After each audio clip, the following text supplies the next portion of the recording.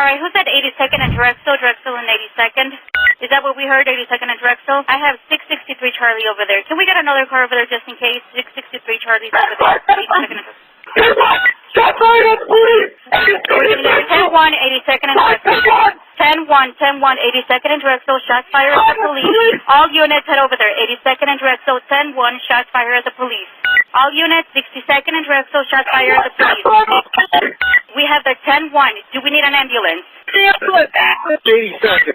We're rolling an ambulance for 82nd and Drexel. We are rolling an ambulance. 663 Charlie in the air. We have an officer shot. 10-1, 82nd and Drexel. Officer shot, 82nd and Drexel. 10-1. All units head over there. 82nd and Drexel. I get your car partner. I'll go upstairs. Roll the SWAT team. Roll the SWAT team. I would say good evening, but I think it's morning now, so good morning.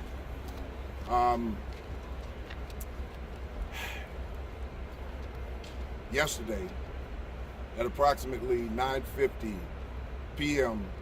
in the 8200 block of South Drexel, our officers, 6th District TAC Team, were attempting to make an investigatory stop of a subject they believed to be armed. At that time, the subject fled. The officers gave chase on foot, and the subject was pursued into an apartment. When the officers followed into that location, they were then confronted by a second person who was in that apartment, who was armed with a rifle pointed at the officers. At some point, the officer discharged a weapon. Our officer was struck. She was then transported by assisting units to the hospital here, where she later succumbed to her wounds. Our officer was young, vibrant, and a hard worker.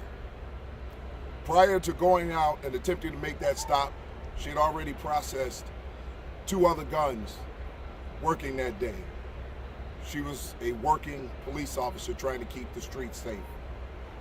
And she did great work, and if you talk to anyone on her team, they will tell you how great of a worker she was. This is the risk that our officers take every single day.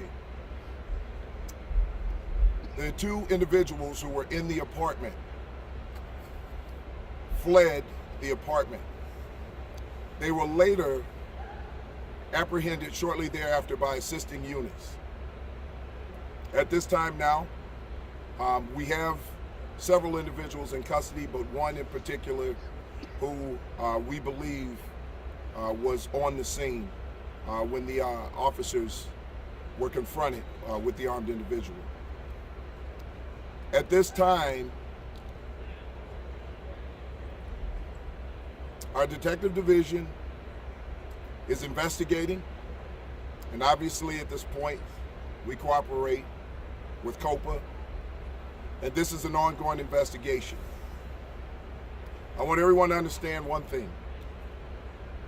Our officer that we lost tonight,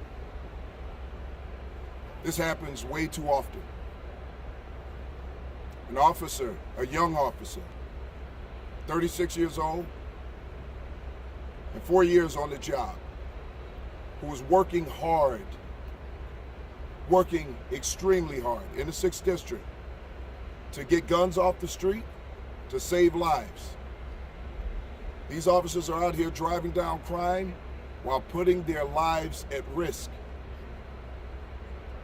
I want everyone to keep this officer's family in your prayers and understand the risk that she took every single day when she came out to do her job.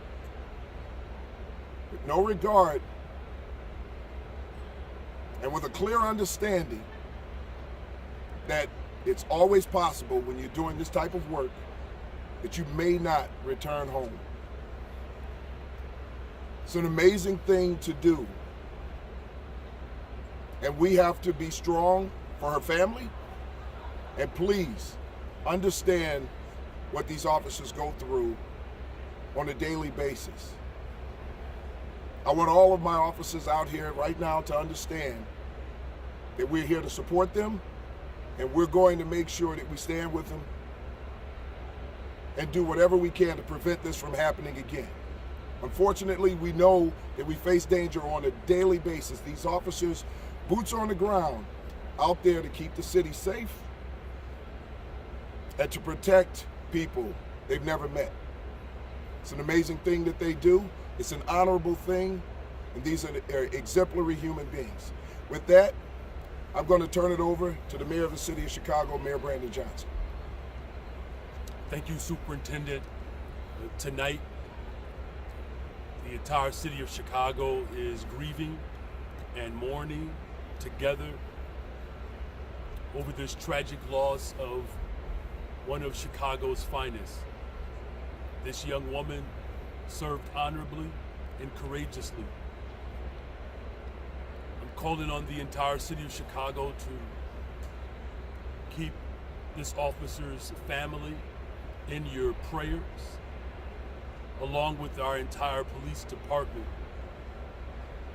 Her young, energetic, and bold approach towards keeping us safe is the memory that we will honor.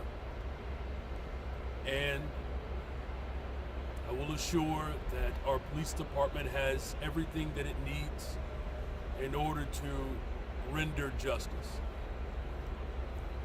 But as we grieve and as we mourn this tragic loss of this officer, we know that God understands our sorrows, and through him, we can gain trust and comfort in knowing that this too shall pass.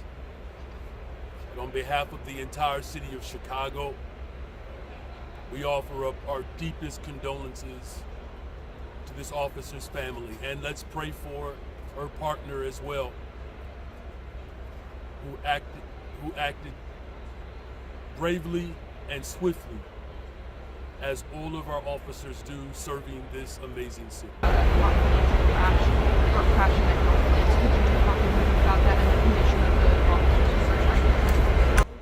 Yeah, that did happen.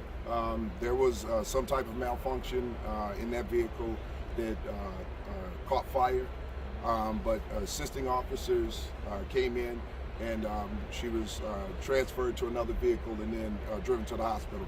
Though the other officers who were transporting are doing fine at this point. I won't get into too much, but yes, she was a mom.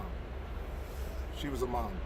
And there's nothing like walking into a room and having to deliver this type of message to her mother and her very young daughter, and the rest of her family.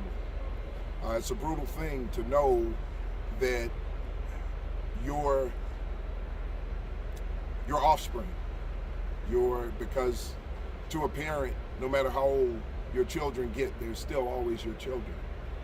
And for a mother to lose her daughter like that, knowing that she was trying to do the right thing every single day, that she was protecting lives, that she was a hero, and she lost her life tragically, doing the job that she loved. And that was one of the things that her mother said. She loved her job. And the way that she worked, it was evident that she did love her job. And she wanted to make Chicago a better place. She wanted to make it safer. And we thank her for that. Trey, last question. Superintendent, for clarity about what happened once the officers got into the apartment, just to clarify, there was an exchange of gunfire, and was it one gunman, one suspect fired? We know there were two people. Were they both involved in some type of shootout? And were they at all? So here's the deal. We won't know that until the search warrant is served, and we're able to go through that apartment and collect more evidence. The evidence that we collect usually tells us, and it gives us a story of what occurred in there. So until we have all of that information, we can't rely on just one source at this time. So it's still in its preliminary stages. So until we have that information, we can't really comment on that right now. Weapons were recovered? Yes, there were 3 weapons at this time. Again, a search warrant is being served, so that they can be properly inventoried at this point. So the evidence and the scene has to be processed, and that's what the detective division is working on now. Thank you, Superintendent. Thank you, Mayor.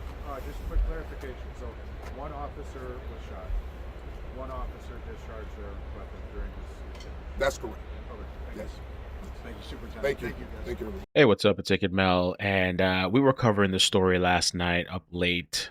Very sad story. Rest in peace to Krystal Rivera. I mean, even when the officer was saying that delivering the news and having to deliver it to her mother, and her young daughter, that Krystal passed away. If you missed last night, you can go check it out on the main page, Icked Mel. If you want to check out some of the clips, some of the videos of the scene.